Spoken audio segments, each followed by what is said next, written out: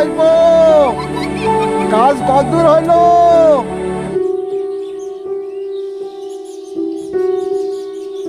কাকা, হ্যাঁ বৃষ্টি যদি আকাশে না নামে, হ্যাঁ, আমি কাজ ঠিক করে তারপরে বাড়ি যাব।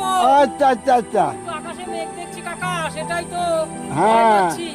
কি হবে কে জানে বাবা।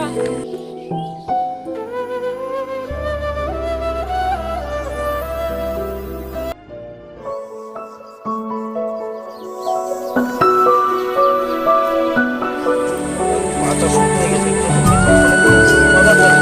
এখন তো বেশি বলবি, বললাম এক জায়গায় মরে, অনেক জায়গায় মরে, এগুলো দেখতে আর কি। সে ফেলছি তো, তা কয়বার বলতে হবে তোর?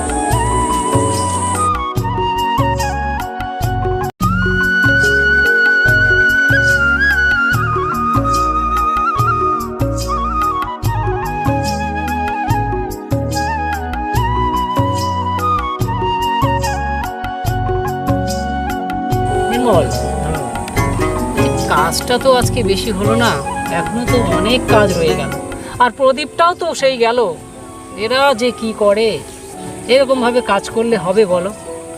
কত কাজ পড়ে রয়েছে, এই কাজটা নিয়ে খালি পড়ে থাকলে হবে? নির্মল, বেলা তো অনেকই হয়ে গেল। চলো এবার আমরা দুটো খেয়ে নিই, খিদেও পেয়েছে। হ্যাঁ,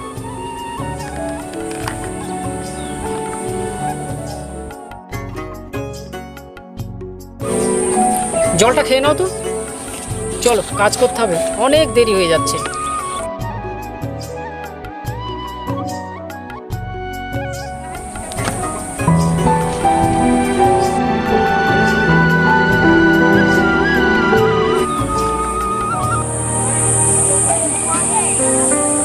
প্রদীপ, দাদা তো হয়ে আসলো, চল আবার কালকে ঘুরে আসা যাবে, বাড়ির দিকে যাওয়া যাবে।